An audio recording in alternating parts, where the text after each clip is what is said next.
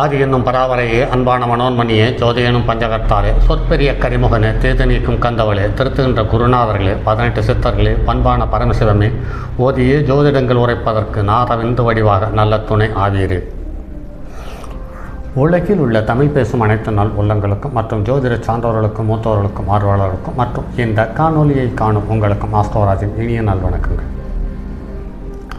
ஜோதிடம், ஆன்மீகம், மருத்துவம், வாழ்வியல் என்ற 4 தலைப்புகளில் தொடர் காணொலிகளாக கொடுத்து வருகிறோம். அந்த வகையில் இன்று ஆன்மீகம் சார்ந்த ஒரு சிறு காணொலி. இந்த கலியுக காலத்தில் பரிகாரங்கள் 4 வகையாக பிரிக்கப்பட்டிருக்கிறது. அதில் நெருப்பு தத்துவம் கொண்ட மேசம், சிம்மம், தனுசு இந்த ராசி லக்னத்தில் பிறந்தவர்களுக்கு அல்லது இந்த 3 கிரகத்தினுடைய நட்சத்திரத்தில் பிறந்து இந்த 3 கிரகத்தினுடைய தொடர்பு உள்ளவர்களுக்கு அக்னி சம்பந்தப்பட்ட, யாகம் சம்பந்தப்பட்ட பூஜை புனஸ்காரங்கள், மந்திர உச்சாடனங்கள் போன்றவைகள் மிகப்பெரிய யோகத்தையும் நற்பலன்களையும் தருகிறது. அடுத்து ரிஷபம், கன்னி, மகரம் இந்த 3 நிலராசியில் பிறந்தவர்களுக்கு அன்னதானம், உடைதானம் மற்றும் உறுப்பு தானம் போன்ற தான தர்மங்கள் மிகப்பெரிய யோகத்தையும் செல்வத்தையும் செல்வாக்கையும் அள்ளி தந்து விடுகிறது. அல்லது எப்பேற்பட்ட தொந்தரவுகள் இருந்தாலும், சிரமங்கள் இருந்தாலும், அந்த தொந்தரவுகளிலிருந்து, சிரமங்களிலிருந்து, துன்பத்திலிருந்து விடுபட்டு வாழ்வதற்கான வழியை இந்த நிலராசிகளிலிருந்து செய்யப்படும் தான தர்மங்கள் இந்த பாதகத்தை குறைத்து நன்மையை அதிகப்படுத்துகிறது என்பது நடைமுறையில் பார்க்கிறோம். அதுக்கடுத்தது காற்று ராசியில் ஒருவர் பிறந்து, அதாவது மிதுனம், துலாம், கும்பம் இந்த ராசியில் பிறந்தவர்களுக்கு மந்திர உச்சாடனங்கள் மற்றும் நடைபயணங்கள் அல்லது அடுத்து உடலை வருத்தி செய்யக்கூடிய பரிகாரங்கள், தாந்திரிக பரிகாரங்கள் இவை அனைத்தும் ஓரளவு செல்வத்தையும் செல்வாக்கையும் தந்து யோகத்தையும் தந்து விடுகிறது என்பது நடைமுறையில் காண முடிகிறது. அடுத்து நீர் ராசியில் பிறந்தவர்களுக்கு கடகம், விருச்சிகம், மீனம் இவற்றில் பிறந்தவர்களுக்கு அன்னதானத்தோடு சேர்ந்து புனித நீராடல், சேத்திர தெய்வங்களை வணங்குதல், ஆகாய கங்கை, கடல், ஆறு போன்ற இடங்களில் நீராடி, விரதம் இருந்து நீராடி பூஜை புனஸ்காரம் செய்யும் பொழுது அவர்களுக்கு இருக்கக்கூடிய பிரச்சனைகளை குறைக்கிறது என்பது நடைமுறையில் பார்க்க முடிகிறது. அந்த வகையில் இன்று நீர் ராசியில் பிறந்தவர்களுக்கு அல்லது நீர் ராசி தோஷ கிரகங்கள் அமைந்து தோஷத்தை தரும் பட்சத்தில் அவர்களுக்கு தென்னிந்தியாவில் இருக்கக்கூடிய காவிரி நதியில் குளிக்க பெற்றவர்களுக்கு அல்லது காவிரி நதியோரம் இருக்கக்கூடிய தெய்வங்களை தரிசனம் செய்பவர்களுக்கு அல்லது சாந்தி செய்பவர்களுக்கு மிகப்பெரிய யோகத்தையும் செல்வாக்கையும் தந்து விடுகிறது. அந்த காவிரி நதி உருவான ஒரு சின்ன தகவல் தான் இந்த பதிவு. ஒரு காலத்தில் சூரபத்மன் என்ற கொடிய அரக்கன் வாழ்ந்து வந்தார். அவன் அருந்தவம் செய்து அநாத இரட்சகனாகிய சிவபெருமானிடம் அழியாத வரங்களை பெற்றார். பின்னர் அரிய சக்தியின் மமதையாலே நல்லவர்களுக்கும் நாட்டு தேவர்களுக்கும் பல இடையூறுகளை செய்து வந்தார். அவனது கொடுமைக்கு ஈடு கொடுக்க முடியாமல் திணறும் இந்திரனும் இந்திராணியும் தேவர்களும் தேவலோகத்தை விட்டு அகன்றனர். பூலோகத்தில் புண்ணிய சேத்திரமாகிய சீர்காழியை அடைந்தனர்.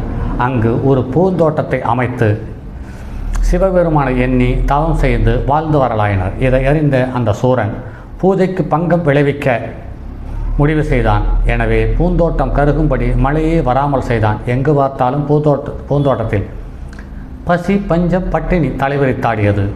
பதைவதைத்து போனார்கள் தேவர்களும் அமரர்களும் தலைவனும் வாடிப்போயிருந்தனர். வானத்திலிருந்து ஒரு அசரீரி கேட்டது. அமரர் கோவே, அஞ்சாதே, உமது பூங்காவனம் பூத்து குலங்க செய்யும் வகையில் அமுத நதி ஒன்றை உன் அழகான இடத்திற்கு வரவழைக்கிறேன் என்று அந்த அசரீரி கேட்டு மறைந்து போனது. அந்த அருள்மொழி அனைவருக்கும் அளவற்றை ஆறுதலை அளித்தது. நாட்கள் கடந்தன. ஆனால் இறைவன் வாக்குப்படி அமுதநிதி அங்கு வருவதற்கான வழி இல்லாமல் இருந்தது. ஒரு நாள் சப்தரிஷிகளில் ஒருவரான நாரதமுனி அம்மலர்ச்சோலையை வந்தடைந்தார். இந்திரன் அவரை பார்த்து தனது குறையை கூறி இறைவனிடம் வரம் எப்போது வந்து நடந்தேறும் என்று கேட்டார்.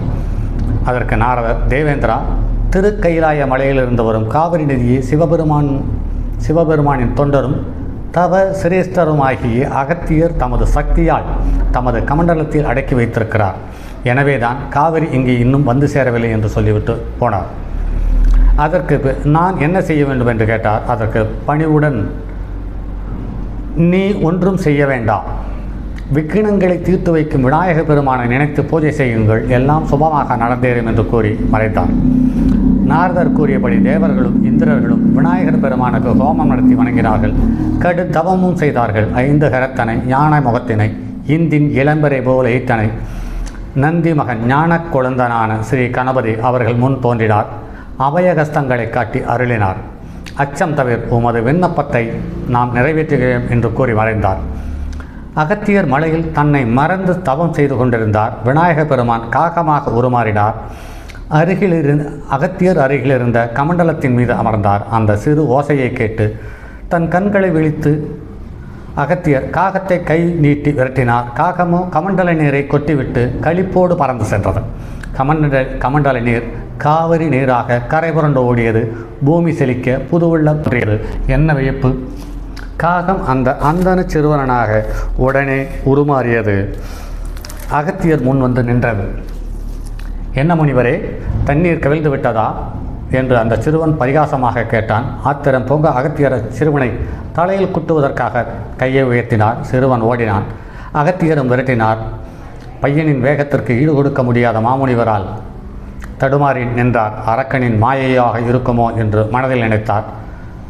அரக்கனின் மாயம் அற்புத ரிஷியின் முன் செல்லாது என்று அவருக்கும் தெரிந்தது. தெரியாதா என்ன? பின் அச்சிறுவன் யார் என்று குழம்பிக் கொண்டே சிறுவனை பிடிக்க ஓட முடியாமல் களைத்து நின்றார். அகத்தியர் திடீரென்று சிறுவன் அருட்பெருஞ்செய்தி ஜோதி வீச ஆனந்த விநாயகராக காட்சியளித்தார். எம்பெருமானே, பிரணவ பெருமாளே, மூல முதல்வனே, உம்மையா குட்டுவதற்கு யாம் கை ஓங்கினோம். அறியாத பேரை நான் என் பிழையை பொறுத்தருளுங்கள் என்று அவரை தலையில் கொட்டிக்கொண்டு தோப்புக்கரணம் போட்டார். அன்று முதலே விநாயகருக்கு தோப்புக்கரணம் போடும் பழக்கம் வந்தது. ஈஸ்வரா, சிவபெருமான் பூஜைக்குரிய திருமஞ்சன நீர் வீணானதே என நான் என்ன செய்வேன் என்று விநாயகரை பார்த்து துதித்தென்றார். விநாயக பெருமான் சூரபத்மன் அட்டகாசத்தையும் தாம் காவிரி நிதியை கவிழ்த்து விட்டதற்கான காரணத்தையும் கூறி தாம் 2 கரங்களாலும் துள்ளி ஓடும் காவிரியிலிருந்து நேரை அள்ளி கமண்டலத்திற்கு விட்டார். கமண்டலம் நிரம்பியதும் அகத்தியர் குருமணிக்கு அளவற்ற வரங்களை அள்ளித்தந்தார். காவிரியும் இந்திரனின் மலர்ச்சோலைக்குள் பாய்ந்து செழிப்பாக்கியது. தேவேந்திரனும் மற்றவர்களும் சிவ பூஜை செய்து சூரபத்மனால் விளைந்த துன்பங்களிலிருந்து நீக்கப்பெற்றனர். அன்று முதல் இன்றும் வரை, அல்லது இந்த பூமி இருக்கும் வரையில், இந்த காவிரி நதியில் குளித்து நீராடி உங்களுடைய விருப்ப தெய்வத்தை வணங்கும் பொழுது உங்களுடைய தோஷங்களிலிருந்து கொஞ்சம் கொஞ்சமாக குறைந்து பூரண சுபத்துவம் அடைவீர்கள் என்பதை சொல்லி மற்றும் அடுத்ததொரு பதிவில் சந்திப்போம். அதுவரை உங்களிடமிருந்து விடைபெறுவது உங்கள் அன்பு நண்பன் எம் ராஜரத்தினம். தங்கமான் மழுவோடேந்தி தன்மதி தலையில் கொண்டோன் மங்கையர் பதிக்கச் சொன்ன மாமொழி ஜோதிடத்தை இங்கு யாம் உரைப்பதற்கோர் இமை என்னும் பிழை வராமல் காக்க செங்கன் மால் மருகன் யானைச்சிறன் பதம் காப்பதாமே.